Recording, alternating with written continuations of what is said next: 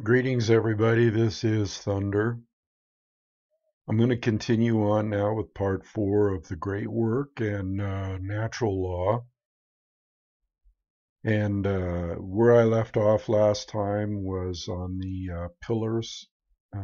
So if you want to review what I've done in the past, you should do that. You should watch parts 1, 2, and 3 to catch up here and to be able to understand what I'm talking about here. Each one of these videos probably could stand alone, though, on its own. So I'm going to continue on where I left off last time. So here we go. I left off on the 2 pillars of enlightenment: the sacred feminine non-aggression principle and the sacred masculine self-defense principle. So now we're going to go to something called ownership. Again, here is a picture of the earth with a padlock on it as a prison. And we have to ask ourselves, why is this our current condition? Why is mankind enslaved? Why is everything seemed to be restricted, censored, and all that, all of those things, okay? And the main reason our species continues to experience a systematic and growing loss of freedom is because we collectively do not deeply understand ownership, and we continue to commit and condone theft. Ownership. To own a thing means that regarding that thing, an individual maintains rightful possession, control of usage, and responsibility. And so we've talked about natural law in the past and discussed many viewpoints about it. But to sum it up, natural law can be essentially reduced to a single spiritual law. What is that law? That law would be simply don't steal, to put it in very simplified terms. It can all be reduced down to this one essential spiritual, single spiritual law: don't steal. Let's talk about conscience now. Conscience comes from the Latin prefix con, together, and the Latin verb siere, to know, to understand. So it would be to know together, common sense. Conscience, the definition: knowledge of the objective difference between right and wrong according to natural law. Let's talk about exercise of conscience, the free will choice of right action over wrong action. Once the definitive knowledge of the objective difference between right and wrong according to natural law has been acquired. So again, let me emphasize that you have to know the difference between right and wrong according to natural law, okay? Then you can start thinking about your conscience. Let's talk about the law of freedom. The law of freedom. Freedom and morality are directly proportional. This is very important. So as morality increases, freedom increases. As morality declines, freedom declines. And don't we see that today with what's happening with our freedoms and the morality of the government and people in general that are associated with those governments? Another way of stating this law would be to say that the presence of truth and morality in the lives of the people of any given society is inversely proportional to the presence of tyranny and slavery in that society. True freedom can never exist in a society that embraces moral relativism. And that would be the idea that there is no inherent and objective difference between right and wrong. So humanity may arbitrarily create or decide right and wrong for themselves. So that brings us to natural law versus man's law or the government. So here we have a chart, natural law on one side, man's law on the other. Natural law based upon principles and truth inherent to creation, okay? Man's law based on dogmatic beliefs or constructs of the mind. Big difference. Again, natural law on this side harmonized with due to knowledge and understanding, okay? Knowledge and understanding of these principles of truth. Man's law complied with due to fear of punishment. Natural law, universal, exists and applies anywhere in the universe regardless of location. Man's law differs with location based upon the whim of legislatures or moral relativism. Natural law, external and immutable, exists and applies for as long as the universe exists and cannot be changed. Man's law changes with time based upon the whim of legislatures. Again, moral relativism, which is constructs of the mind. Really, when you boil down to it, it's they're illusions, okay, that they think that they can create certain things which they can't. So what does this mean for man's law? Which brings us to a simple if-then logic. If a particular man-made law is in harmony with natural law, then it follows logically that it is redundant, since it's stating a truth that is inherent, pre-existing, and self-evident. Therefore, it is both irrelevant and unnecessary.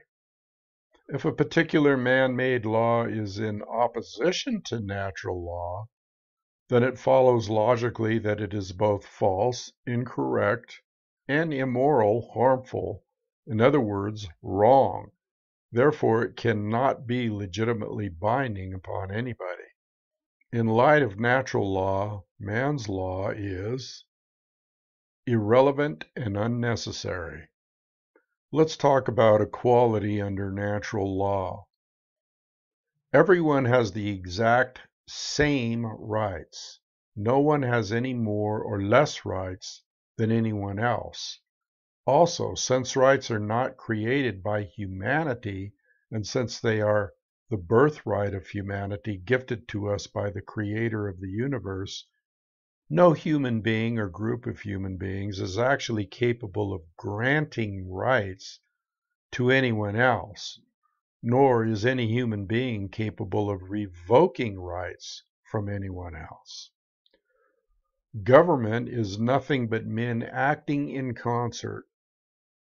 The morality and value of government, like any other association of men, will be no greater and no less than the morality and value of the men comprising it. Since government is nothing but men, its inherent authority to act is in no way greater or different than the authority to act of individuals in isolation. Government has no magic powers or authority, not possessed by private individuals. Let he who asserts that government may do that which the individual may not assume the onus of proof and demonstrate his contention. Let me read that last part again. Let he who asserts that government may do that which the individual may not assume the onus of proof and demonstrate his contention. Government, from the Latin verb gubernare, to control, and the Latin noun mens, meaning mind. Therefore, government means mind control. Bet you didn't know that. The etymological origin of the English suffix ment is often debated, yet it is overwhelmingly clear that those who created the English language deliberately chose mens, the Latin word for mind, to mean the state of, or the condition of, in direct keeping with the first principle of natural law, the principle of mentalism, which demonstrates that in order for any particular thing, event, circumstance, state, or condition to exist as it currently does in our manifested reality, the plane of effects, it must have first existed in mind, the plane of causality. Let's talk about authority, jurisdiction, from the Latin noun jus, juris, law, and the Latin verb dictere, to speak, to say. Thus, jurisdiction literally means to say what the law is.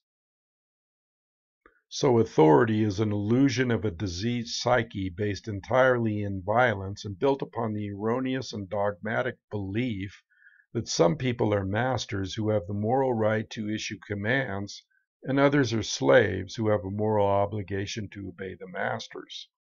In other words, slavery, authority equals slavery. The belief in the legitimacy of authority is the belief in the legitimacy of slavery. So ultimately, authority is the idea that man somehow can become God and through jurisdiction dictate the law. We can see how erroneous this is. This is all going to fit in, people, and if you don't understand any part of this, please go back and just read the slides and kind of try to follow it. Let's talk about religion, because that's a prominent piece of the puzzle. From the Latin verb relegare, and that means to tie back, to hold back, to thwart from forward progress, to bind. Interesting, huh?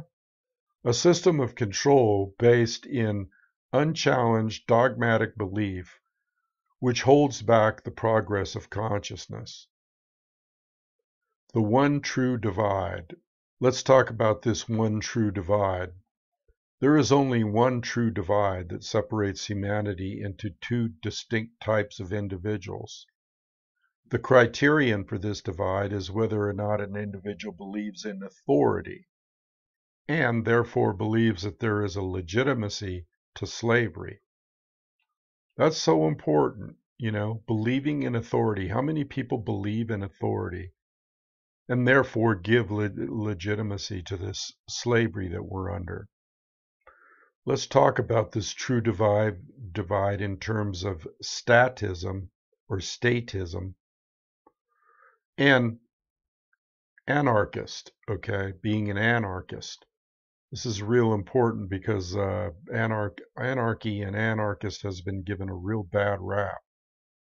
Statism, the brilliant idea that we give a small group of people the right to kidnap, imprison, harass, steal from, and kill people so that we can be protected from people who kidnap, harass, steal, and kill people. In other words, we're giving them the same powers that we're trying to be protected against. An anarchist.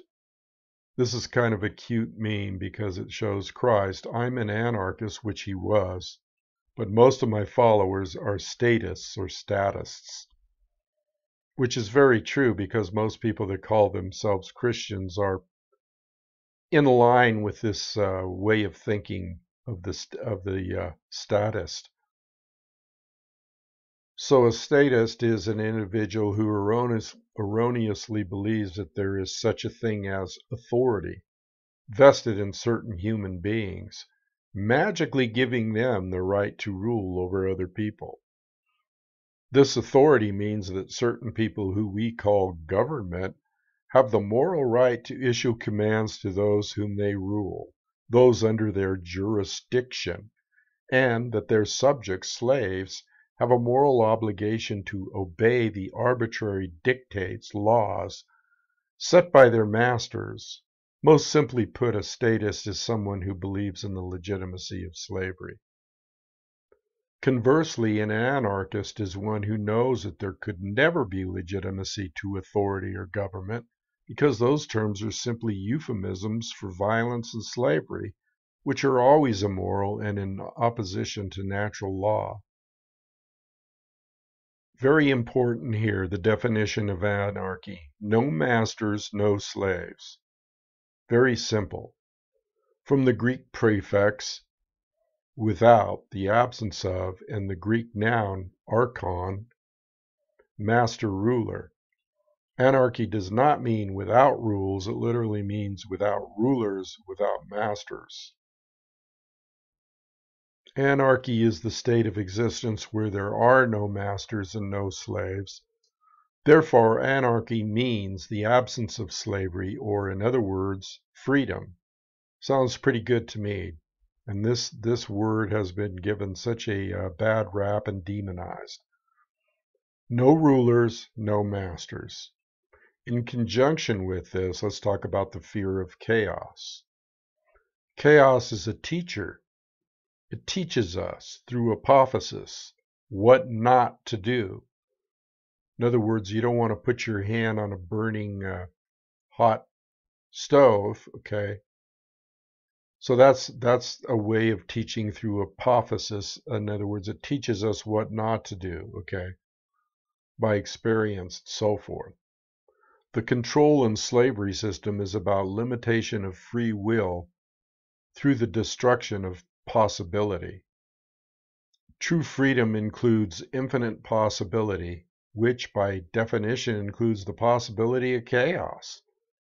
This possibility must be embraced without fear if we are truly to be free.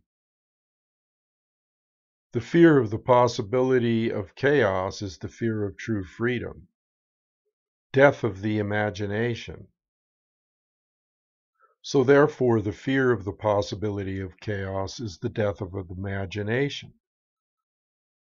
Imagination is the powerful ability of the human mind to envision a different state or condition than the one which is already manifested. Very important. Imagination must be present in order to create a different state of existence than the one currently being experienced, because according to the principle of mentalism, which is one of the Hermetic principles, for a different state to manifest in the physical world or the plane of effects, it must first exist within the mind or the plane of causality.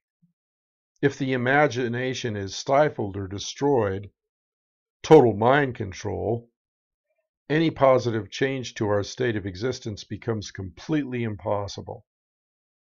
Through their fear of the possibility of chaos, which is true freedom, most people advocate the legitimacy and continuance of authority and government, and are therefore actually advocating the legitimacy and continuance of violence and slavery. Those who believe that authority is necessary and that it must continue have actually been duped into believing that human slavery is necessary and must continue in order to prevent this chaos. So we see how this all hooks up here, the fear of chaos, and they've instituted this fear of chaos. The state has, so it is the most dangerous religion in the world. And yet their violence and slavery cannot prevent chaos, okay? That is chaos. Violence and slavery are chaos, so we already have chaos here because of the most dangerous religion in the world, the state. And yet they're trying to make us fear chaos, labeling anarchy as chaos. Order followers, very important subject here. Here we have a group of order followers, just wonderful guys, the police and military. Following orders means doing what you are told to do without judging for yourself whether or not the action you are being ordered to carry out is right or wrong. If an individual is following orders, that individual cannot be exercising conscience, since by definition, exercising conscience means that one is willfully choosing for themselves right action over wrong action.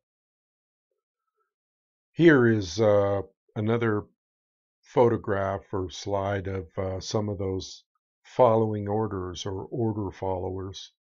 Here is the result of following orders. Oh, we were just following orders. I was just following orders. I was just following orders is never a valid excuse or justification for immoral criminal behavior And this lame attempt to abdicate personal responsibility should never be accepted as a valid excuse for such behavior.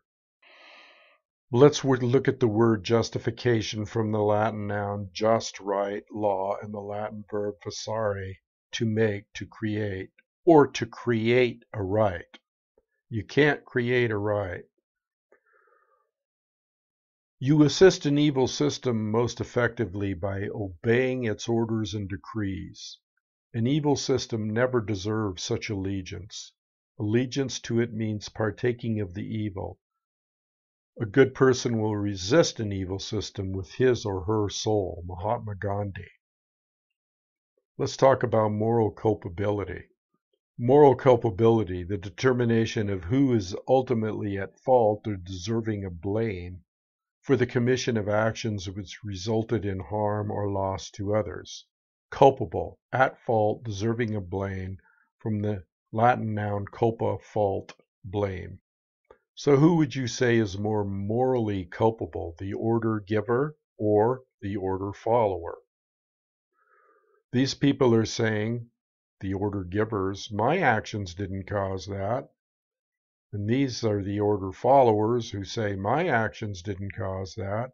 Well, whose actions really did, as far as actions, really did cause the death of this child from a military invasion? Surprisingly enough, and the painful truth is, the order follower always bears more moral culpability than the order giver, because the order follower is the one who actually performed the action, and in taking such action, actually brought the resultant harm into physical manifestation.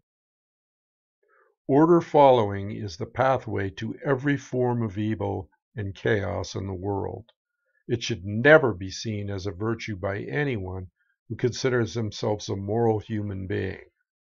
Order followers have ultimately been personally responsible and morally culpable for every form of slavery and every single totalitarian regime that has ever existed upon the face of the earth.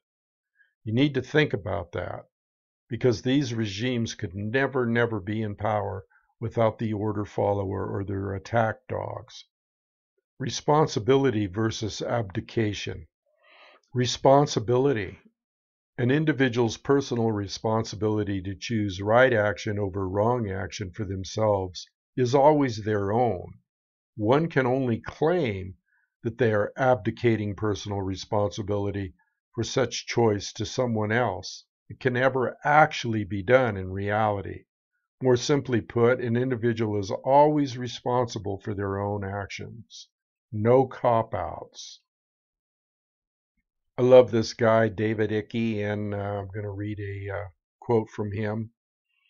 Accept responsibility for yourself and your actions, thoughts, and words. You alone make choices. You alone are answerable to the consequences of your behavior. The feeble excuse that your boss required it, the establishment expected it, holds no truth or justification. If you haven't read any of David Icke's books or subscribed to his YouTube channel or watched any of his videos, I highly recommend that be one of your favorite things, and that you go there and bookmark his channel. To continue, what is the point of having principles if you allow others to dictate your behavior? At the end of the day, you will judge your performance and the contribution you have made to creation. You will judge it. It will not be based on what another expected of you or what you did because you felt trapped. So again, most people erroneously believe that they can hand over their natural law right to defend themselves to another individual, group, or entity. In making such a false claim, they have attempted to abdicate a responsibility which always belongs to them and can never be given away. Ability to respond. Benjamin Franklin said those who would give up essential liberty to purchase a little temporary safety deserve neither and will lose both. So that's what's happening. Okay, when you give up your liberty to order followers or police or military for safety, you don't deserve either. Self-respect versus self-loathing. This is a little picture of what is called a golem here, almost like a little demon, little gargoyle. Very important. I have suffered, therefore I shall cause suffering. Self-loathing is the underlying psychological condition that causes people to attempt to abdicate their own personal responsibility, to exercise conscience, and fall into patterns of order following and justification. Just as it is not possible for an order follower to truly be exercising conscience, it is not possible for an order follower to truly love themselves. Self-loathing is created when an earlier trauma has been suppressed and buried into the subconscious mind, instead of being confronted, dealt with, and healed. Such trauma could take the form of feelings of inadequacy, whether real, suggested, or imagined. Definitely self-imprisoning, as this picture points out. Self-respect, from the Latin prefix re, again, and the Latin verb spectare, to look at, to take another look at oneself. Only self-respect can heal self-loathing and therefore help to put an order follower on the path to conscience. The lost word. What is the lost word? The lost word is a concept esoteric Freemasonry, or of esoteric Freemasonry, which represents a state of consciousness that has been largely lost to the majority of human beings. In order to speak the lost word, a human being must work upon themselves in order to achieve a state of equilibrium or balance between the left and right brain hemispheres, which I talked about in an earlier video. In such a state of consciousness, the being has come to know the self as well as the working operations of natural law, and in doing so has come to understand the objective difference between right and wrong, or as they were referred to in Freemasonry, light and darkness respectively. The lost word. In the enlightened state of consciousness generated through the knowledge of natural law, a human being is finally able to speak the lost word, which is simply no. No is the word of all power. Only when we say no to those who would claim to be our owners, those who claim that it is they who will decide which rights we have or do not have, do we stop externalizing our power to anyone outside of ourselves, and in doing so, reclaim all of our rights. Sadly, very, very few people in our world have the knowledge, care, and courage that is required to do this.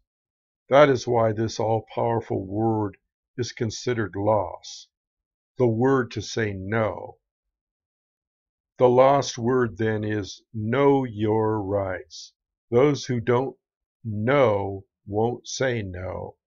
So this version, or this word no, is a different kind of no, but it's just as important as this no. So you have to know in order to say no.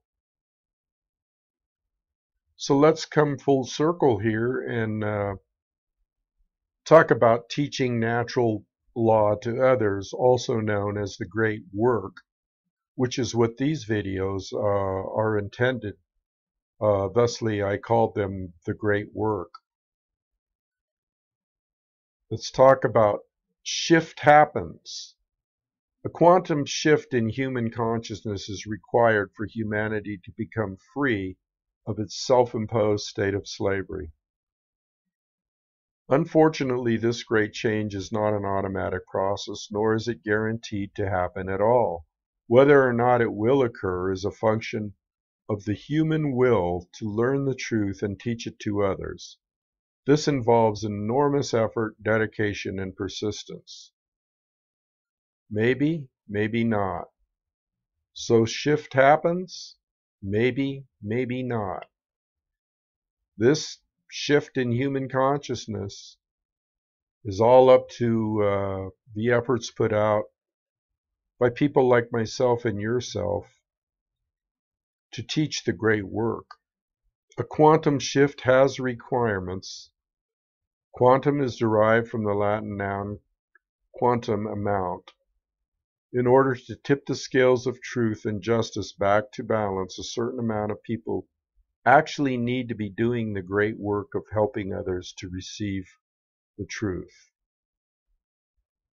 Individual behavioral choices, either based in harmony or opposition to natural law, combine in energy and effect, and in the aggregate influence the quality of the manifested shared human experience. This dynamic acts as a perfect expression of the principle of correspondence. In other words, another Hermetic principle. As above, so below. As below, so above. Decisively contrary to the New Age view, in order for a quantum shift to take place, numbers are required. So in the New Age community, sometimes they say, oh, well, just a few people are required and it will change the whole dynamic of the world. Well, that's really not true. Numbers are required. So what is the true great work? The true great work can only be formed after one has already realized the truth regarding natural law and brought oneself into alignment with it. The true great work is then what comes next after you have done this. The true great work is the arduous task of influencing others to go through that very same process, which is what I am doing here, trying to influence those who watch this video. It is to help them to realize that in supporting and conditioning the legitimacy of authority and government, man's law, that they have actually been supporting and condoning the legitimacy of slavery, and that they were immoral for having done so. In short, what the true great work comes down to is to get people to abandon their religions, the false and dogmatic beliefs which hold back the progress of consciousness by impeding the reception of truth and natural law. What is the true great work? One does not become enlightened by imagining figures of light, but by making the darkness conscious. The latter procedure, however, is disagreeable and therefore not popular. Carl Jung, famous philosopher and psychologist. Again, what is the true great work? Educate and inform the whole mass of the people. That is the only sure reliance for the preservation of our liberty. Thomas Jefferson. A quote from Donald S. McIlvaney. In every declining civilization, there is a small remnant of people who adhere to the right against the wrong, who would recognize the difference between good and evil, and who will take an active stand for the former and against the latter, who can still think and discern, and who will courageously take a stand against the political, social, moral, and spiritual decay of their day. Another quote by Jesus, and this is one that some people never understood, but it is becoming evident now, and it is evident in context of what we're talking about here, about the great work. Do not suppose that I have come to bring peace to the earth. I did not come to bring peace, but a sword. For I have come to turn a man against his father, a daughter against her mother, a daughter-in-law against her mother-in-law. A man's enemies will be the members of his own household. Anyone who loves his father or mother more than me is not worthy of me. Anyone who loves his son or daughter more than me is not worthy of me. And anyone who does not take his cross and follow me is not worthy of me. Whoever finds his life will lose it, and whoever loses his life for my sake will find it. Basically, what Jesus or Yeshua was saying here is that this is going to cause a division. Truth causes a division, even between families. Okay, those who understand and accept it, and those who don't understand the truth of natural law, the truth of moral law or God's law. So what will this battle really be against? It'll be against inner demons, egos hardened into negative knowledge, emotional mind control, and fear of true freedom. Negative knowledge. The greatest enemy may not be ignorance, but rather the illusion of knowledge. Emotional mind control. If it's unpleasant, I don't want to hear it, I don't want to see it, and I certainly don't want to tell others about it. I'll just ignore it and it'll go away. See, this is what those who are doing the great work are up against. They are up against all of the emotional mind control that the media and the powers to be have constantly subjected us to, which is lies. 2 plus 2 does not equal 5. 2 plus 2 equals 4, and it always will. Great quote. Truth is belligerent. Truth is, by its very nature, at war with the forces of falsehood and deceit. Bertolt Brecht. Another quote by somebody that is anonymous. Great quote, though. We literally believe that we are in the right to ignore a message of truth if the messenger is somehow distasteful to us.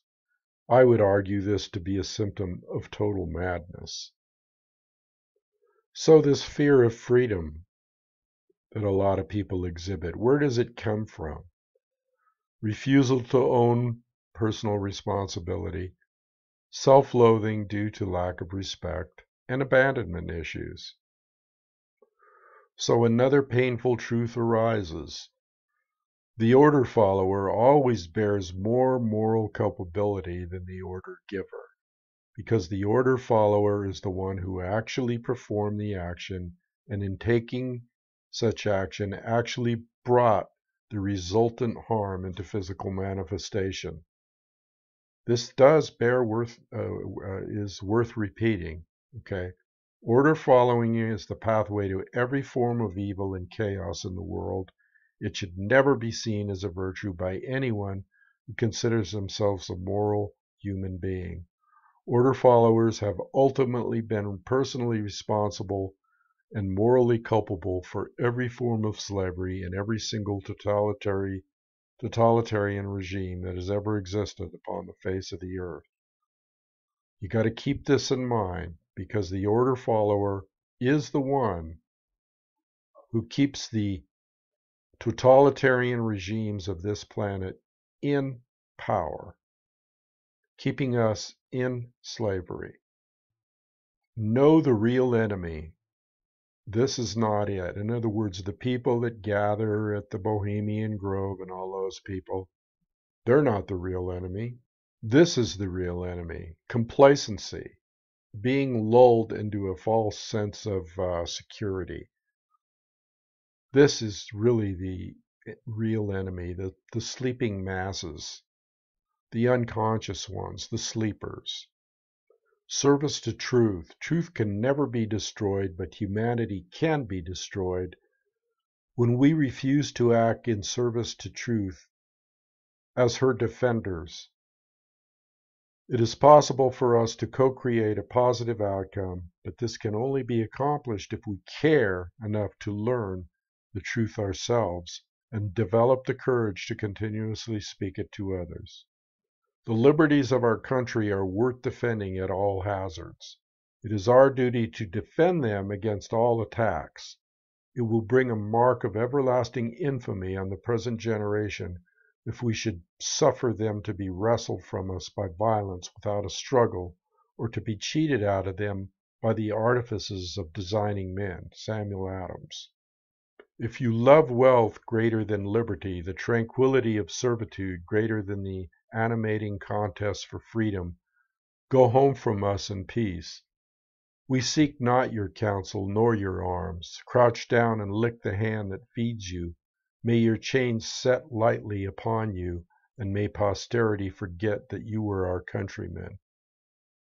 Persistence. We are the vehicles by which truth operates in the world. Therefore, it is our shared responsibility at this time to help awaken others by continuously speaking the truth, even if we feel burdened by this task, even if it makes all of those involved feel uncomfortable. Thomas Paine said, "These are the times that try men's souls. The summer soldier and the sunshine patriot will, in this crisis, shrink from the service of his country. But he that stands it now deserves the love and thanks of man and woman. Tyranny, like hell, is not easily conquered. Yet we have this consolation with us, that the harder the conflict, the more glorious the triumph." Persistence. There are only two mistakes one can ever make on the path to truth: not starting and not going all the way. Buddha. To do the great work which I am doing and others are doing, then here are the required skills: organization, communication, graphic design, presentation, audio, video, website, networking, marketing and promotion, and just basically even posting on social sites that you might belong to. Anything that you can in accordance with this work. So we're at the crossroads. Buckminster Fuller. The Dark Ages still reign over all humanity, and the depth and persistence of this domination are only now becoming clear. This Dark Ages prison has no steel bars, chains, or locks. Instead, it is locked by misorientation and built on misinformation. Caught up in a plethora of conditioned reflexes and driven by the human ego, both warden and prisoner attempt meagerly to compete with God. All are intractably skeptical of what they do not understand. We are powerfully imprisoned in these dark ages simply by the terms in which we have been conditioned to think. Apocalypse, from the Greek prefix apo, away from, off, removed from, and the Greek verb kelptein, to cover, to conceal. Hence, apocalypse literally means to reveal or to take out of hiding, or it means to reveal. To reveal means to de-occult or to remove from the hidden. Apology. Was wrong. From the Greek prefix apo, away from, remove from, and the Greek noun logos, word. Hence, apology literally means to go away from the word or to give back the word. The Greek noun logos, word, comes from the Greek verb lego, to speak, to say. The Latin noun lex, legis, law, is derived from this Greek verb. God, not man, is the logos, the author of law. Humanity's work is to learn to listen to God's word, truth, and align its behavior to God's law, natural law. So apology was wrong? Apology. Humanity must make a cosmic apology by giving the word, authorship of law, back to God, its rightful owner, and collectively aligning its behavior with natural law. This is accomplished when we open our minds and hearts to truth, and when we start saying the lost word, no to evil. So we have to apologize. We have to make a cosmic apology. And this is only done, by aligning our behavior with natural law and spreading that word to others once we have done that ourselves. So this apology is done by living in harmony with natural law, which leads to freedom, peace, prosperity, survival, and evolutionary progress. Living in opposition to natural law leads to control, enslavement, war, evolutionary stagnation, and extinction. A free people claim their rights as derived from the laws of nature and not as the gift of their magistrates. The natural liberty of man is to be free from any superior power on earth and not to be under the will or legislative authority of man, but only to have the law of nature for his rule. Nature, to be commanded, must first be obeyed. Francis Bacon. There is a law that man should love his neighbor as himself.